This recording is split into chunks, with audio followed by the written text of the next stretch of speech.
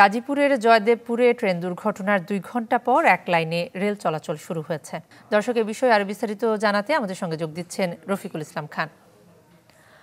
রফিক, আপনি এর আগে সংবাদেও যুক্ত হয়ে আমাদেরকে সবশেষ তথ্য জানাচ্ছিলেন। তবে যেটি জানতে পেরেছি যে 3 জনকে বরখাস্ত করা হয়েছে এই ঘটনায় যারা দোষী, এবং একই সাথে ট্রেন চলাচল শুরু হয়েছে আমরা শুনতে পেরেছি। এই ট্রেন চলাচলটা কি স্বাভাবিক হয়েছে কিনা?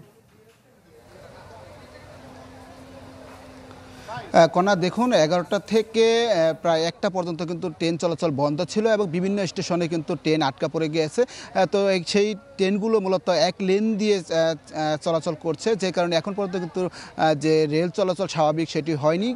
তো আপনাকে বলি, কিছুক্ষণ আগে কিন্তু উদ্ধারকারী ট্রেন এসে পৌঁছেছে, অর্থাৎ যে 2টি ট্রেনের মুখোমুখি সংঘর্ষ হয়েছিল। এই মুহূর্তে কিন্তু যে তেলবাহী ট্রেনটি আছে, সেই ট্রেনের পেছনের অংশে যে উদ্ধারকারী রিলিফ ট্রেনটি আছে সেটি এসে এখানে এসে তারা কাজ শুরু করেছে। এখন কতক্ষণ নাগাদ আসলে এই তেলবাহী যে বগিগুলো লাঞ্ছিত হয়েছে সেগুলো উদ্ধার করতে পারে সেটি কিন্তু এখন দেখার বিষয়। আপনি জানেন যে সকাল 11টা নাগাদ যাত্রীবাহী একটি ট্রেনের সাথে তেলবাহী ট্রেনের যে মুখোমুখি সংঘর্ষ হয়, এতে কিন্তু প্রায় 6টি বগি লাইনচ্যুত হয়ে যায় এবং বেশ কয়েকজন আহত হয়। এই ঘটনার প্রেক্ষিতে কিন্তু জেলা প্রশাসন ও রেলওয়ের পক্ষ থেকে আলাদা 3টি তদন্ত কমিটি গঠন করা হয়েছে।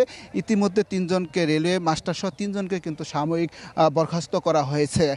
তো আপনি দেখতে পাচ্ছেন যে যাত্রীবাহী ট্রেনটি ছিল, সেই ট্রেনটি কিন্তু ইতিমধ্যে পেছন দিক থেকে টেনে সরিয়ে দেওয়া হয়েছে, যে কারণে এই মুহূর্তে এক লেনে ট্রেন চলাচল করছে এবং যে তেলবাহী ট্রেনটি রয়েছে সেই বগিগুলো উদ্ধারের কাজ চলছে। কতক্ষণ নাগাদ সেটি করতে পারে, বগিগুলো উদ্ধার হয়, তারপরে কিন্তু ট্রেন চলাচল স্বাভাবিক হবে, সেটি আমরা জানতে পেরেছি। এখন দেখার বিষয় কতক্ষণ নাগাদ এই কাজটি শেষ করতে পারে। তো এখন পর্যন্ত এখান থেকে এই ছিল সর্বশেষ খবর।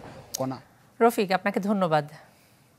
রফিকুল ইসলাম খান আমাদের সঙ্গে গাজীপুরের জয়দেবপুর থেকে যোগ দিয়ে জানাচ্ছিলেন ট্রেন দুর্ঘটনার খবর।